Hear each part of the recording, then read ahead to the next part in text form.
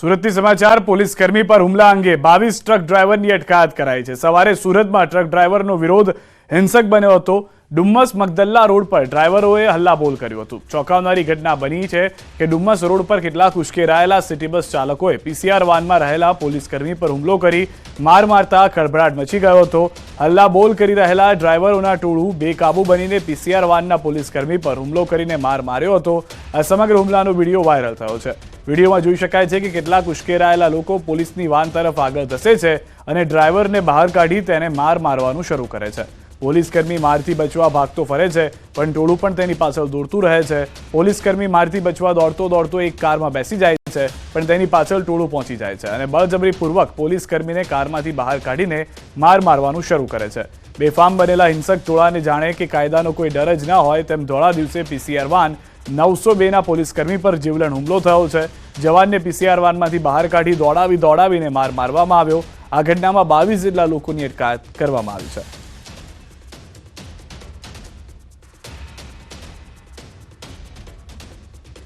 આજે રોજ સવારે જે નવા કાયદો છે એનો વિરોધ કરવા માટે થઈને ડ્રાઈવરોએ ડુમસ રોડ ઉપર ચક્કાજામ કરવા પ્રયત્ન કર્યો હતો। ત્યારે અમારા પીસીઆરને તરત જાણ થતાં ત્યાં પહોંચી ગઈ હતી અને એમને હટાવવાનો પ્રયત્ન કર્યો। ત્યારે ટોળામાંના ડ્રાઈવરોએ અમારા પીસીઆરના જે જવાન છે સુરેશભાઈ એમની સાથે ઢીકાપાટું અને ખેંચાખેંચી કરી તો એ બાબતે અમે અત્યારે ગુનો રજીસ્ટર કર્યો છે। 332, 341, 504 અને રાયોટિંગ 143, 147નો અને ટોટલ 22 આરોપીઓને અત્યારે અમે અટક કરેલી છે। રાજ્ય સહિત સમગ્ર દેશભરમાં અકસ્માતના નવા કાયદાના વિરોધમાં ટ્રક ડ્રાઈવર હડતાલ પર ઉતર્યા છે, જેથી તાપીમાં ટ્રક ડ્રાઈવરોના વિરોધને પગલે વાહન ચાલકોને હાલાકી ભોગવવાનો વારો આવ્યો છે। ટ્રક ડ્રાઈવરે રસ્તા રોકો આંદોલન કર્યું, જેના કારણે પાડોશી રાજ્ય મહારાષ્ટ્રના તમામ પેટ્રોલ પંપ બંધ કરી દેવાયા, જેથી તાપીના નીજર, વેલદા, ઉચ્છલના પેટ્રોલ પંપ પર વાહન ચાલકોની લાંબી કતારો જોવા મળી। હવે સરકાર દ્વારા વહેલી તકે ડ્રાઈવરોની માંગને ધ્યાને લેવાય તેવી લોકોની માંગ ઉઠી છે।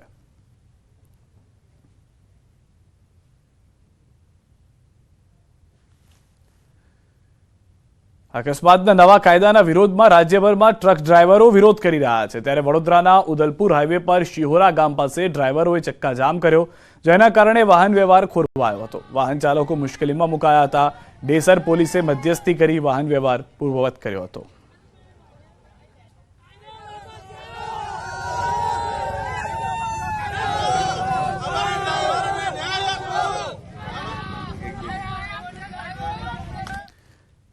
તો અકસ્માતના કાયદાના વિરોધ ફક્ત ટ્રક ડ્રાઈવરો જ નહીં પરંતુ શટલ ચાલકોએ પણ જોડાઈ અને વિરોધ પ્રદર્શન કર્યું। થરાદમાં શટલ ચાલકોએ પણ વાહનોના પૈડા થોભાવી વિરોધ પ્રદર્શન કર્યું, જેના કારણે ડ્રાઈવર અને મુસાફરો વચ્ચે તૂતુ મેમે પણ થઈ હતી। ઇકો અને શટલ ચાલકોએ સરકારને આ નિર્ણય પરત ખેંચવાની માંગ કરી હતી।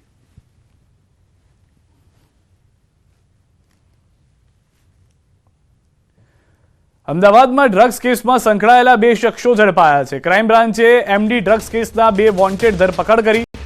આરોપી શાહિદ હુસૈન અને સાકિબ ઉર્ફે ચણાની ધરપકડ કરવામાં આવી છે। અગાઉ પણ એક આરોપીની ₹60 લાખના ડ્રગ્સ સાથે ઝડપાયો હોવાની જાણકારી છે। અમદાવાદ ક્રાઇમ બ્રાન્ચ સતત ડ્રગ્સને લઈને એક્શનમાં જોવા મળી રહી છે, ત્યારે ફરી એક વખત આ આરોપીઓને પકડવામાં સફળતા મળી। કેસમાં 2 શખ્સો ઝડપાયા હોવાની જાણકારી છે। ₹60 લાખના ડ્રગ્સ સાથે વ્યક્તિ ઝડપાયા છે।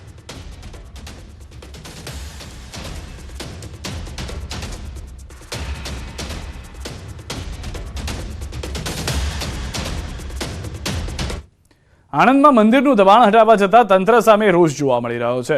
ગોપી ટોકીઝ નજીક મંદિર હટાવવા પહોંચ્યું હતું તંત્ર। માર્ગ પરના મોટા દબાણો હટાવ્યા બાદ મંદિર હટાવવાની માંગ। દાંડી માર્ગ પરના અન્ય દબાણો હટાવવામાં તંત્ર નિષ્ફળ હોવાનો આક્ષેપ છે। ભક્તોએ હોબાળો કરતા પોલીસ કાફલો ઘટના સ્થળે તૈનાત થયો છે। જૂના મંદિર હટાવાતું હોવાનો આક્ષેપ સાથે ભક્તોએ કર્યો છે વિરોધ।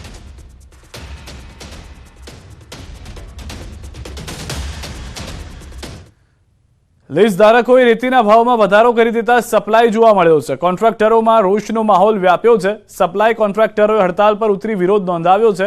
પહેલા 1 ટન રેતી કે જેનો ભાવ ₹80 હતો તે હવે 170નો વધારો કરી દેવાયો છે। રાતોરાત ભાવ વધારો કરી દેવાતા સપ્લાયરો અચોક્કસ મુદતની હડતાલ પર ઉતર્યા છે। હડતાલના પગલે સાબરકાંઠા જિલ્લાના 1000થી વધુ ટ્રકના પૈડા થંભી ગયા છે, જેના કારણે મકાનોના કામ, બિલ્ડિંગના કામ તેમજ સરકારી કામોમાં રેતી ન પહોંચતા આ કામો અટકી ગયા છે।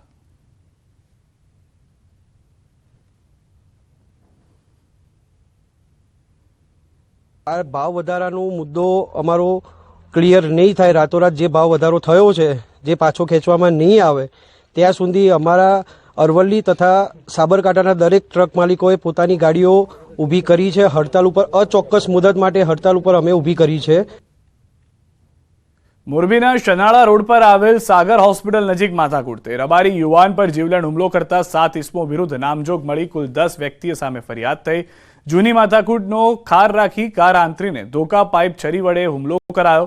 ઇજાગ્રસ્ત યુવાનને સારવાર અર્થે હોસ્પિટલ ખસેડાયો. આરોપી દેવ હકાભાઈ કુંભારવાડિયા, વિશાલ ડાંગર, અમિત ડાંગર, નાગદાન બોરિયા, અંકિત, હિતુ, તીર્થકેલા અને અન્ય અજાણ્યા ઇસમોએ સહિતના શખ્સોએ હુમલો કર્યો હોવાની જાણકારી છે, જેમણે સંજય નામના યુવાન પર હુમલો કર્યો. હુમલામાં રિવોલ્વર દેખાડી જાનથી મારી નાખવાની ધમકી પણ આપી. અગાઉ કાર પાર્કિંગ મુદ્દે થઈ હતી બબાલ, જે બાબતના ખાર રાખ્યો હતો. મોરબી એ ડિવિઝન પોલીસે રાયોટિંગ આર્મ્સ એક્ટની કલમ 25(1), 120(b), 326, 323, 341, 427, 143, 147, 148, 149, 504, 506(2) સહિત ભારે કલમો હેઠળ ગુનો નોંધી તપાસ હાથ ધરી છે.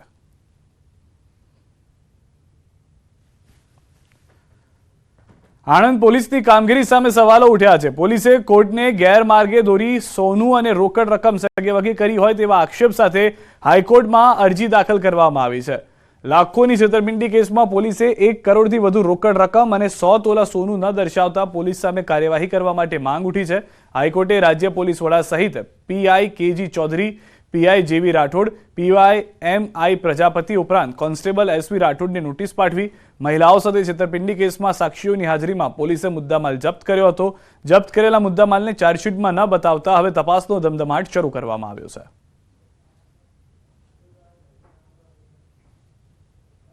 આ આખી જે ઘટનામાં તમારી જે પોલીસ સામે તે હાઈકોર્ટમાં તમે જે રીટ દાખલ કરી, પોલીસ સામે તમારી શું ફરિયાદ છે, તમારી શું અપેક્ષા છે? મારી પોલીસ સામે એટલી ફરિયાદ છે કે જો આટલું મોટી ચીટિંગ જે બાઈ હોય, આખું ફેમિલી છે, તો એ આટલું બધું ફ્રોડ કરતા હોય તો એ જે માલ સામાન પકડીને લઈને આવ્યા તો અમને ન્યાય અપાવવાની જગ્યાએ રેકોર્ડ પર નથી મૂક્યું. એ બધા ચાલ કરી ગયા છે. જે તે ટાઈમે હું આઈજી સાહેબને બી મળી છું, ડીજી સાહેબને બી મળી છું, મેં લખીને બી આપ્યું છે કે આટલું માલ સામાન આવતા બી ગયો ક્યાં ગઈ પોલીસ, ક્યાં થઈ ગઈ. આ તરફ ભાવનગરમાં ન્યૂઝ 18ના અહેવાલની અસર થઈ છે. ભાજપ નેતાને ધમકી કેસમાં આખરે ધરપકડ. કોર્પોરેટરના ઘર પાસે આતંક મચાવનાર બુટલેગરની ધરપકડ થઈ છે. બુટલેગર આશિષ પરમારની પોલીસે ધરપકડ કરી છે. આરોપી સામે પ્રોહિબિશનના ગુના પણ નોંધાયેલા છે. સવારે ન્યૂઝ 18એ સૌ પહેલા પ્રસારિત કર્યો હતો અહેવાલ. ભાજપના મહિલા કોર્પોરેટર સેજલબેન ગોહિલે વિડીયો વાયરલ કરીને આરોપ લગાવ્યા હતા કે બુટલેગરે તેમને અને તેના પતિને મારી નાખવાની ધમકી આપી હતી.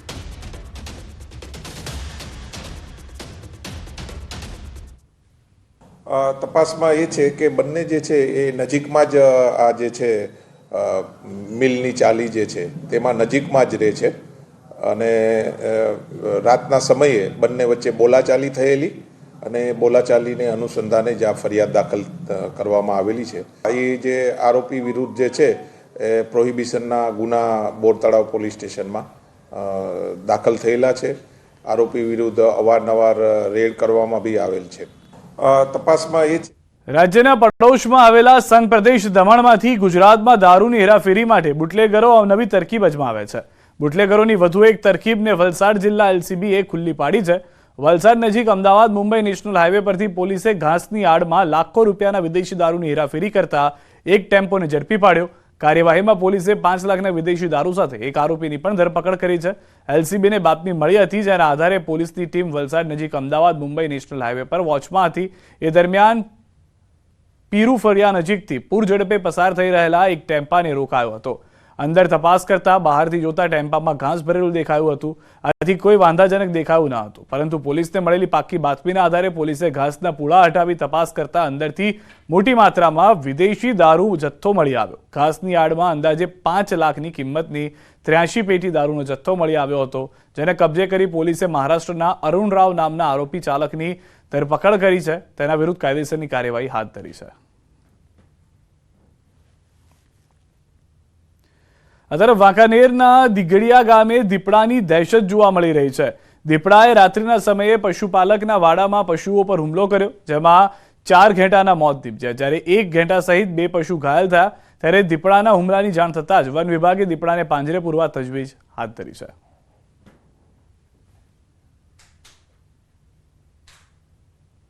ને આ એકાદો દીપડો ના હોય, કારણ કે 4-5 જનાવર મારી નાખ્યા, 3 ઘેટા, એક ઘાટું જે અધમું હોય, એક બકરી મારી નાખ્યું, એક પાડું, બરાબર. એટલે જોખમ છે ને ફોર્સ આનું તાત્કાલિક પગલાં લે અને જેમ બને એમ પકડે તો સારું. એને જે ખેડૂત માટે મોટો જોખમ છે. 2 ઇજાગ્રસ્ત છે, એક પાડી અને એક ઘેટી મોટી, અને 4 મરી ગયા. 4 મરી ગયા છે. અચ્છા, કેટલા વાગે આ બનાવ બન્યો હશે દાદા? અમે હાજર હતા નહીં, બરોબર. અમે રાતનો વારો છે, પાવા બી ગયા હતા વાડી. અંબાજીથી સમાચાર. દાતામાં અંતિમ સંસ્કારને લઈને ઉભો થયેલો વિવાદ શમ્યો. વાલ્મીકી સમાજના પ્રશ્નોનો આવ્યો નિકાલ. 2 કલાકના ધરણા બાદ આવ્યો પ્રશ્નનો અંત. ગામમાં અંતિમ સંસ્કાર માટે જગ્યા ન મળતા વિરોધ કર્યો હતો. મૃતદેહ સાથે દાતા મામલતદાર કચેરીએ પહોંચ્યા હતા. લેખિતમાં ખાતર બાદ મૃતદેહની અંતિમ વિધિ કરાઈ. એક વ્યક્તિનું થયું હતું આકસ્મિક નિધન.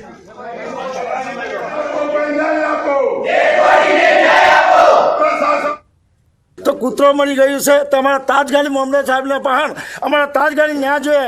આ ન્યાય નહીં મળે ત્યાં તો અમે બોડી નહીં ઉતારીએ, લઈ જાય, અને આ ન્યાય નહીં મળે ત્યાં તો અમે ભૂખું આત્મા પર ઉતરવાના છીએ. આજ રોજ અમે વાલ્મીકી સમાજના અમારા ભાઈની ડેડ બોડી અહીંયા મામલતદાર કચેરીએ લઈને આવ્યા છીએ, અને જ્યાં સુધી દાંતા તાલુકાના અંદર આવા બીજા કેટલા ગામ છે એની પણ તપાસ થવી જોઈએ.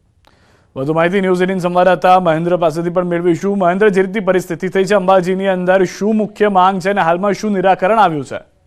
બિલકુલ સિદ્ધાર્થ, આપને બતાવ્યું હતું કે જે રીતે દાતા તાલુકાના નવાવાસના ગામમાં જે વાલ્મીકી સમાજમાં એક વ્યક્તિનું જે નિધન થયું હતું, નિધનના પગલે જો કે ગામમાં તેમને અંતિમ સંસ્કાર માટે ના પાડી દેવાતા કેટલાક લોકો દ્વારા મામલો ઉશ્કેરાયો હતો, અને તમામ જે વાલ્મીકી સમાજના લોકો જે છે આ ડેડ બોડીને લઈને મામલતદાર કચેરી પહોંચ્યા હતા. અને મામલતદાર કચેરીમાં આ ડેડ બોડીને મૃતદેહને મૂકી દેવા આવ્યો હતો, અને ત્યાં માંગણી કરવામાં આવી હતી, સૂત્રોચ્ચાર પણ કરવામાં આવ્યા હતા. જો કે આ બાબતે રહીને સમગ્ર મામલે મામલતદાર જે છે, મામલતદાર અને એસડીએમ સાથે વાટાઘાટો કરી અને છેલ્લા અંતે જે છે સમાજના લોકોને ખાતરી આપવામાં આવી હતી જમીન બાબતે. જો કે તેમ છતાં મામલાનો સંબંધ લેખિત માંગણી કરાતા મામલતદારે લેખિત પણ આપી આ મામલો સમેટવાનો પ્રશ્ન કર્યો હતો. અને હાલ તબક્કે કહી શકાય છે કે જે રીતે અમને લેખિત આપ્યું છે, ત્યારબાદ જે વાલ્મીકી સમાજવાળા છે પોતાના જે મૃતદેહ છે એને લઈ જવાની હાલ તબક્કે કાર્યવાહી કરી રહ્યા છે. અને ત્યાં મામલતદાર પણ પોતે જગા સ્થળે પહોંચી અને તેમને જમીન બતાવી અને ત્યાં આગળ અંતિમ વિધિ કરવામાં આવશે. જો કે હાલ તબક્કે સમગ્ર મામલો સમી ગયો છે.